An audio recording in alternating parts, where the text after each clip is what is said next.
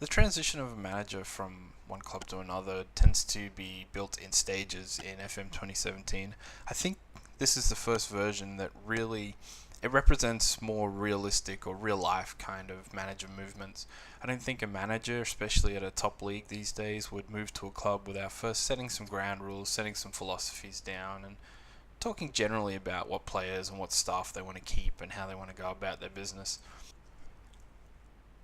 Probably the easiest way I can summarize the transition for a manager to move to a new club in FM17 is in four steps. So your first step will be media speculation.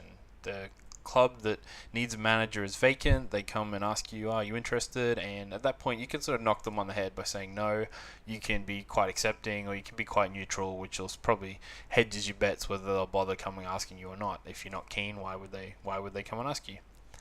From there, they come and invite you to a formal interview, and at that point, you really commit.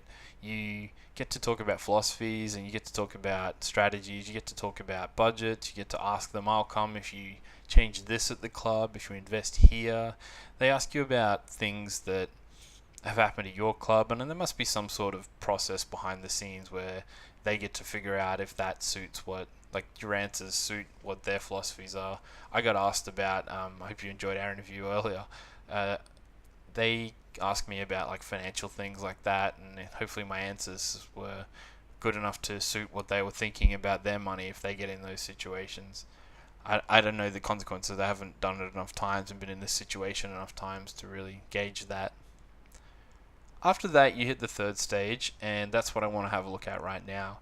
You get asked to talk about staff. You had a question in the interview about how much money you would need to basically compensate and fix up your staff. You get to choose who stays at the current club. There might be coaches that you don't like or don't fit your philosophy, or you may know staff from the other club or the club you're coming from that you've put together a great team, and you want to pull them over and say, "These guys are great. I had this thing going," or "Here's a few really good ones that could fit your style," or "I don't want to lose him. I need him as my side," like say your assistant or your chief scout or something like that.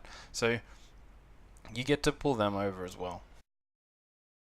The fourth step, which I won't show because it's kind of boring, is where they actually come with the contract. You basically just talk about money, bonuses, length of contracts, things like that. So hopefully what we can do now is go on with the actual talking about.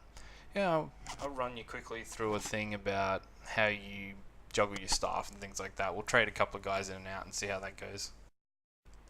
So I've made a few notes off the clock of staff that I want to keep and ones that are already at the club that really need to go, that I just think are garbage, or I don't want them in space where I want to hire my guys. So I thought I would click through a few of these names and stuff and show you this interface is really what I want to do this whole video about, just to see what the whole process that goes into it. Let me start by showing down the bottom of the page, compensation budget over €1,000,000. So that was one of our interview questions, and I said I needed a reasonable amount. I almost hesitate to ask what a high amount would be, maybe 5 mil, who knows. On the right hand side, there's compensation budgets for all the players, like to cancel contracts or to buy out contracts and bring people over. If I'm working through the Club Brugge staff, there are a few guys that I want to let go, so let's have a quick look. The first guy, mostly it's physios because we have a massive influx of physios. So you can see here we have 4 out of 3 physio guys, so I'm going to let one of those go. In the under 21s, I'm going to let go that fellow. And there was 2 youth guys I wanted to let go as well. I'm not sure if I will. Let's see.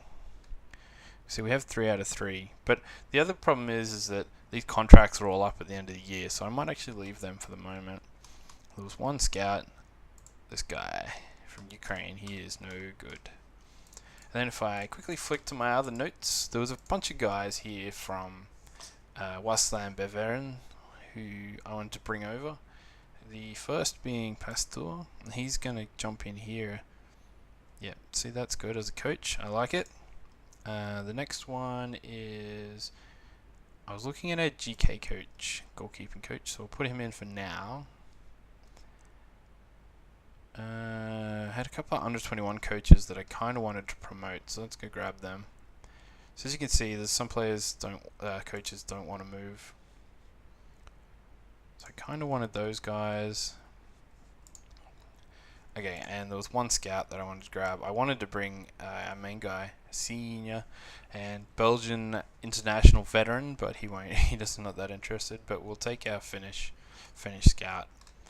Now, if we have a quick look through here, we can sort of see where everyone fell. So we don't really want two goalkeeping coaches. So if we compare, Tio is good,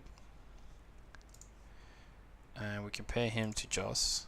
Joss is a little bit worse, but Tio is 68 and Joss is 60, and the cost of bringing Tio over is 100,000, and the cost of getting rid of Joss is 152,000. So we probably don't want to worry about that. So we'll let him go. We also have two fitness coaches, so we probably don't want to actually have both of those. And in this case, Just is actually really solid as well. Eric is pretty good, but not inherently better, so we don't need to really have both come. As you can see, these guys got moved into these roles. I wanted them to be coaches, so hopefully they'll accept those roles. The rest seems pretty good. We're under the recommended numbers in most areas. Oh, we don't need both chief scouts. I wanted him as a generic scout. You can see we're well short on scouts, but if Yakovenko is no good, I don't want to keep him. Especially he's got like a 3-year contract. I don't want to be dealing with that. This is a great chance to get rid of him and reset our budget for the new year and go from there. And I think that's about all I'm going to do there. Actually, we're under our compensation budget just, so I have wiggled the off book balancing and ideas. Anyway, we'll pass that on for now. I just wanted to show you the ticking and flicking, and then you just confirm and it's already done and everyone's happy. And the next step will be like another week or so in game, and they'll come back to me and give me a contract probably from there. I think by this point you're pretty much committed unless you don't accept the contract, so they're not going to turn around and say, oh no, we don't like you because your changes were dumb. They're going to go work on all those changes that you just asked and then offer you a contract.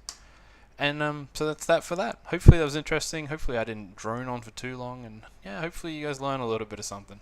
Cheers for hanging out. Bye.